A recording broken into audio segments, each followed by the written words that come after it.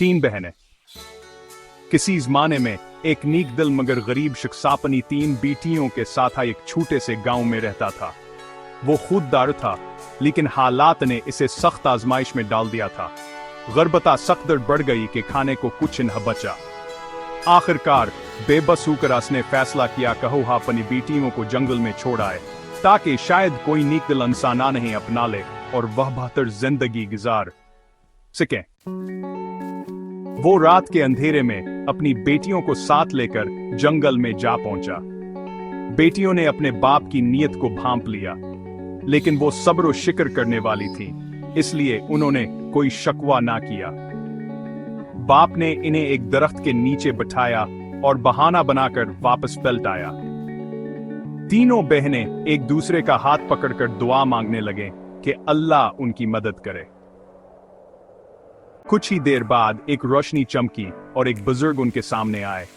उन्होंने नरमी से पूछा, ओल्ड मैन, बेटियों, तुम यहां जंगल में क्या कर रही हो?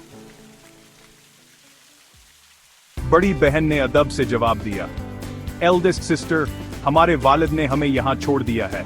शायद किस्मत हमें किसी और तरफ ले जाना चाहती है। बुजुर्ग मुस्कुराए और कहा, ओल्ड मैन, अल्लाह पर भरोसा रखने वालों के लिए हमेशा रास्ते खुलते हैं। आओ, मैं तुम्हारी मदद करता हूं।